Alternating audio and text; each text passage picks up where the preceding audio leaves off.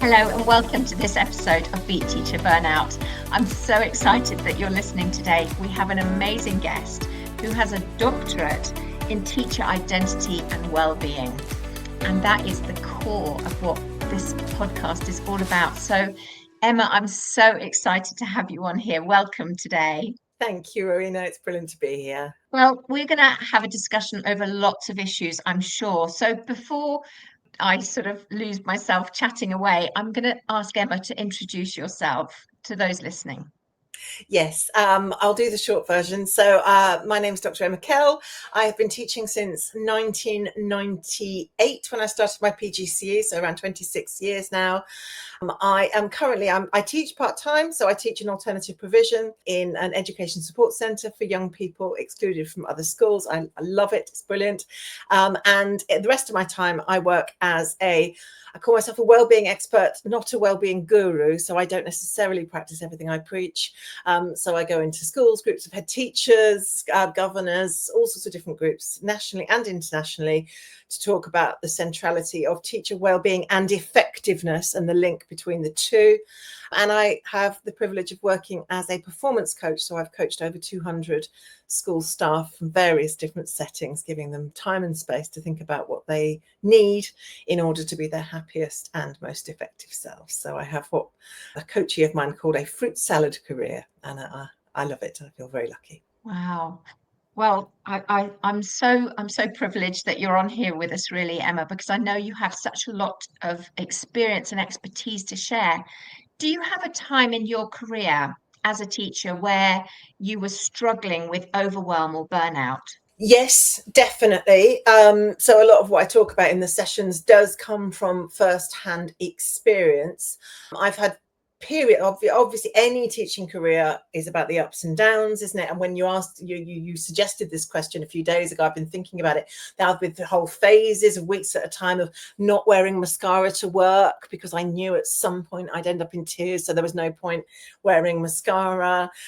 These things are kind of there. That wasn't burnout as such, but I look back at that period and think, gosh, I really was struggling, and I really was very isolated. I didn't tell anyone, didn't ask for help, because you didn't do that, because we can be very stubborn, can't we? But the closest I came to burnout was some years ago, when I essentially found myself in one of my most senior roles ever, actually, with a really lovely on paper brief in terms of staff development, teaching and learning and so on.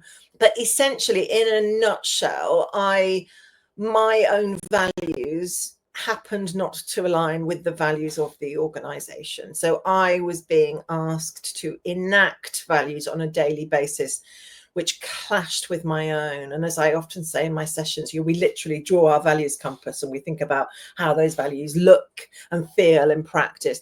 That actually, if you are being forced, or if you've put yourself in a position where you are at dissonance with your values every day, that can make you very ill very quickly.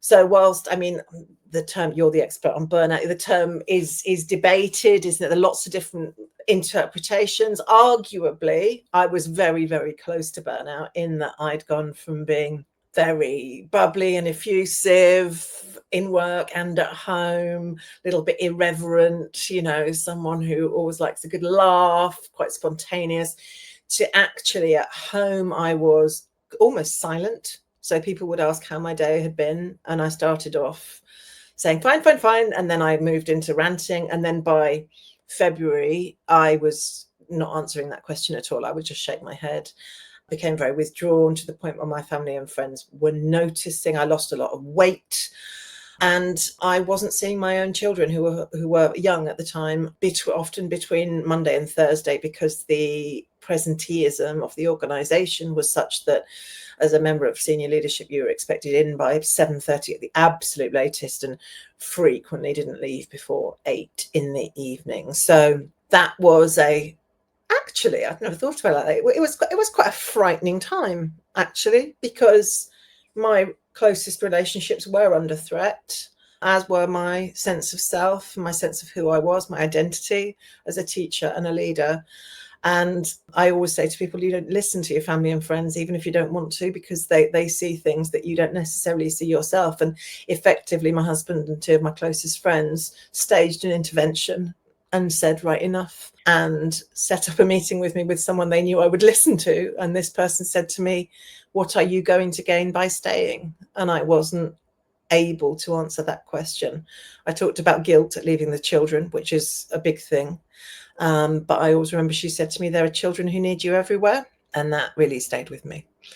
So that was probably the most challenging period of my career. That said, if it weren't for that period of my career, I wouldn't be doing what I do now. Yeah. So in the strange, bittersweet kind of a way, I'm quite grateful to it, because nothing clarifies your values quite like having them challenged. Absolutely. And it's lovely to be able to put a positive onto such a challenging time, isn't it?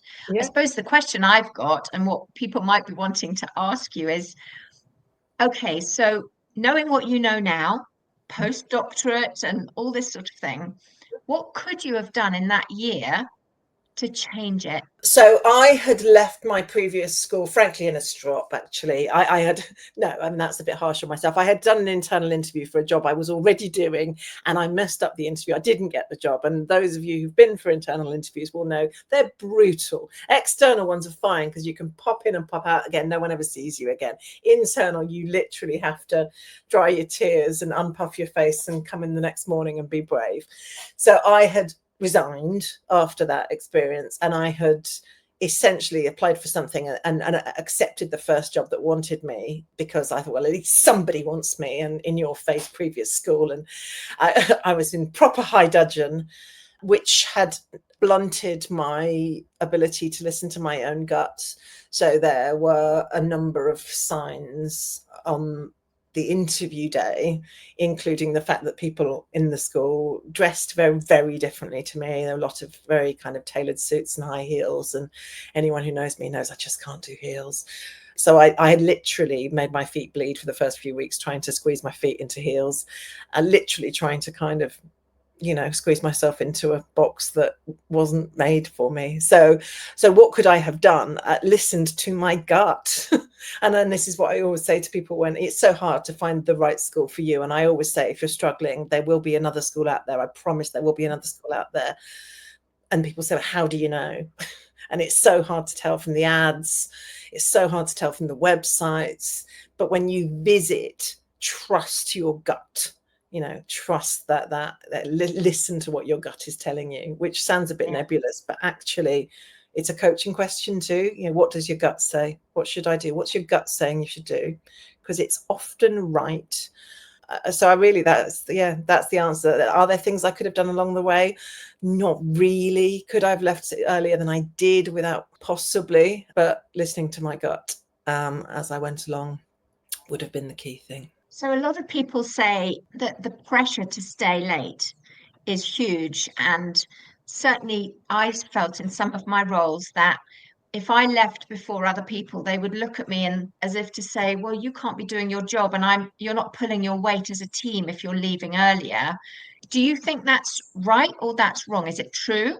Oh, absolutely, it's true. I mean, it's literally got a name. Yeah, it's called presenteeism, isn't it? It's that concept of that sum which says I need to prove how dedicated I am to my job through the hours I spend in the building. And it's about culture, isn't it, and expectations. And one of the things I often say to school leaders is, and everybody in schools actually, is we are all role models.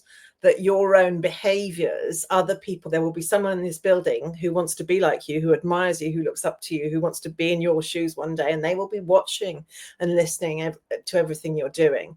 So absolutely, you know, to be the first member of senior leadership to go out the door in many organizations still is quite literally frowned upon. You know, I have worked in other organizations where people have said to me, could you make sure that you're, you know, not the first to leave, please, when I've happened to go off for a doctor's appointment or something like that. So presenteeism, and also the other thing with presenteeism is well, I never take time off sick. So I will drag myself into school with limbs falling off and vomiting bugs and hacking bugs, because this is how much I care about the children. And actually, it was a year 9 class that once poured a bucket of cold water on that one. I'd done precisely that. I was a middle leader then, dragged myself in, feeling desperately sorry for myself, wandering around corridors, waiting for an adult to come and tell me to go home. I was 34. And then I remember standing in front of year 9 who were being bubbly on a rainy Wednesday afternoon and saying, I'm sick and I've dragged myself all the way here. And I always remember one of them said, but why, miss? Why aren't you in bed? It's like, mouths of babes. So, yeah. But I mean, I got to say, the school where I work now, most days the car park's empty by 4 o'clock. And it is a brilliant organisation which has a transformative impact on children's lives. It's that correlation between working hours and perceived dedication that is so unhelpful in our profession. It's such an interesting response you just made, because your body language and your whole face, when you talked about where you're working now and, the car park being empty or half empty at 4 o'clock and that being the culture, you just became more energetic straight away.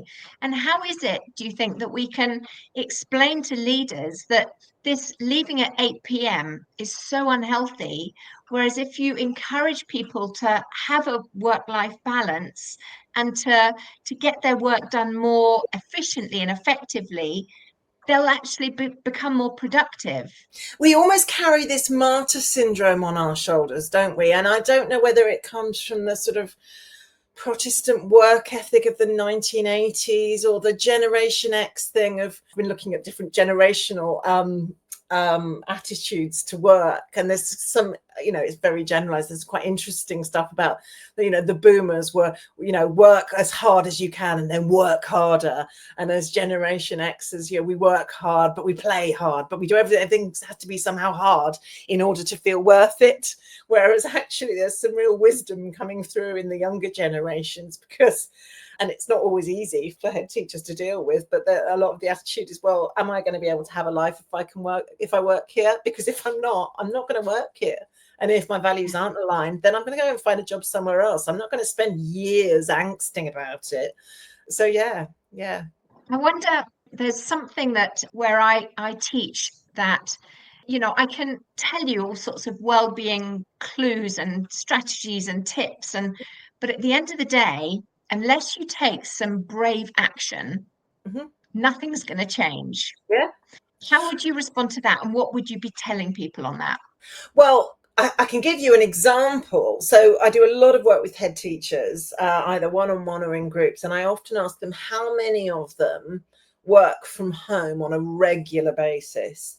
And interestingly, I've been asking that question for about 3 years now. And the number who put their hands up is going up slowly. It used to be maybe 1 or 2 in the room. And now if it's a room of, 80 head teachers, it'll be 5 or 6. But bringing that up as a possibility with coachees, or gently nudging them to come across it as a possibility themselves, is really hard, because we work through, like we do in coaching, we work through the barriers to what we want to achieve. And obviously there are lots of external barriers. I need to be in school. Someone might need me. But actually the biggest barrier tends to be internal. I am the head. I am a senior leader. I am the year 6 phase lead. If I'm not in the building, that's going to look really bad.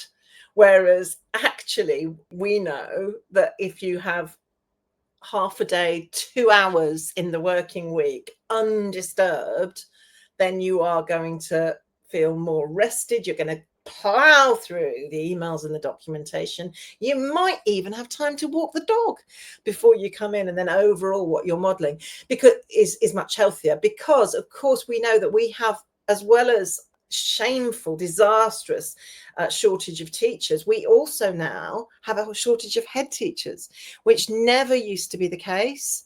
And that makes me really sad, because when I was coming up in my 20s through the system, I used to look at my head teachers almost as demigods, which isn't healthy, but it's the hierarchical nature of it. But also to look at them and think, well, one day, maybe if I work hard enough and prove myself and earn my stripes, one day I can be like you.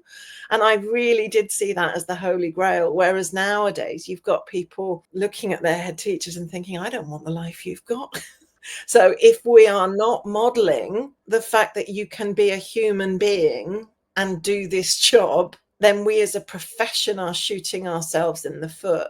There was a great line, I don't know if I'm allowed to swear, so I won't, but I heard it in a silly drama the other day. I've shared it with a couple of head teachers and senior leaders recently, which is, you're not effing Spider-Man. You're one human being, a talented, principled, intelligent, amazing human being, but there's just one of you. So yeah, it's that, the superhero head teacher or the superhero teacher syndrome is unhelpful. It is, isn't it? But do you think our identity as teachers and leaders, do you think it's very much attached to our success or our perception of success? Yes. So this is something that comes up a lot in coaching. And when I look back through my own career, I can very much see the pattern there as well. And there's a tension or a conflict between the fact that what we do as a job, unlike many jobs, is deeply personal.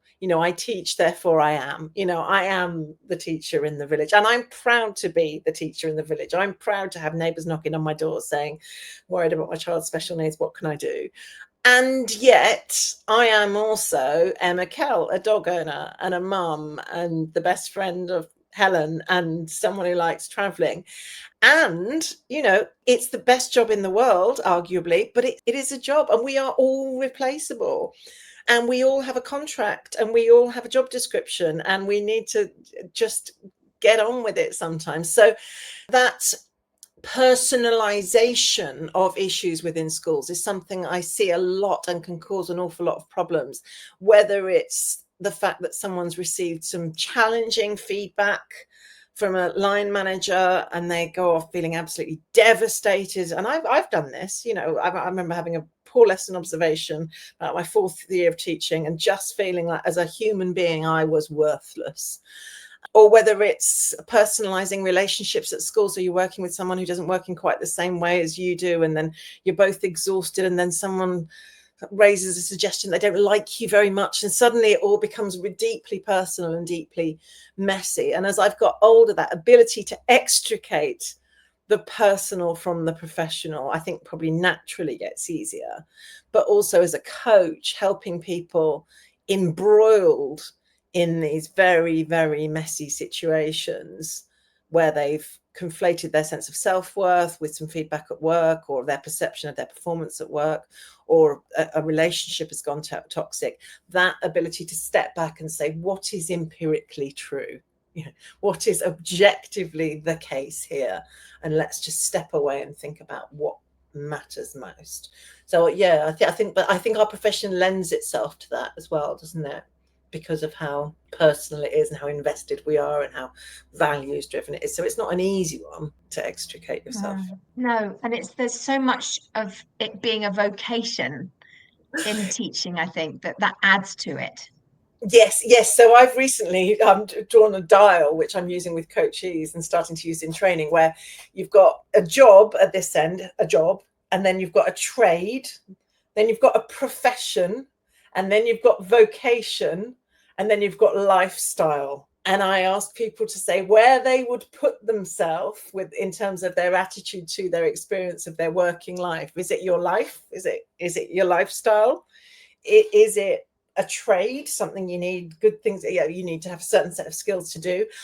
I asked people where they would put themselves at the moment on that dial, which goes from green through to red, and where they would like to be. And do they want to nudge that dial back a little bit from vocation to profession, or from lifestyle to vocation? It's to what extent you are defined by your job is always an interesting one, isn't it? It's like when my husband says, don't use your teacher voice with me, or my kids say, Mum, will you stop talking to my friends about school? Well, actually, I think that's a very, very serious comment. To what extent do you or are you defined by your job? Because I was speaking to one person recently who said that his job had almost become his life.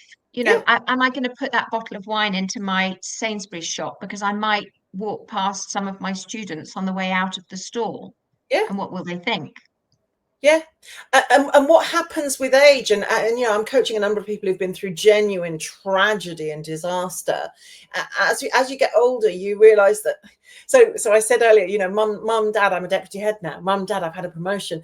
My mum and dad were fully invested in all of that now. My mum and dad are now getting on. Mum's not well at all. They don't care about the stress of my working week. They just want me present and there. And I mean, not just physically present and checking my email at every opportunity, but in the room with them, giving them a hug, having a laugh with them, just being with them. That stuff really doesn't matter. And I don't have many regrets, but an interesting one is my doctorate was in balancing teaching and parenthood, and it was written when my kids were quite young.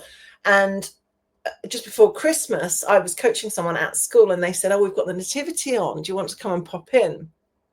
And I popped in. So I'm secondary trained. I popped into this nativity, and I'm not particularly emotional. I don't cry easy. I found myself welling up because I was looking at these tiny little angels in these just glorious, and the proud parents, and it was just lovely. And I thought, I missed so many of these. I missed so many of these with my own children. And what was it for? What? So I did have a bit of a moment, because I think for years, and to an extent I still am, but for years my job defined me far more than, you're just brushing your own kids off, going, "But I'm working." Yeah. I mean, my teenager turning around and saying, "Well, so what?" Yeah. Which, yeah. Yeah, and there'll be lots of parents listening on here who are going, "Yep, that's me." And I've told the story before of my number 4 child when they were a teenager. And the last one at home, I think we'd watch a little bit of telly most evenings just before they went to bed. And I would always do my emails on my laptop while watching telly, and we would chat a bit. And was thinking, "Oh, this is our time. This is lovely."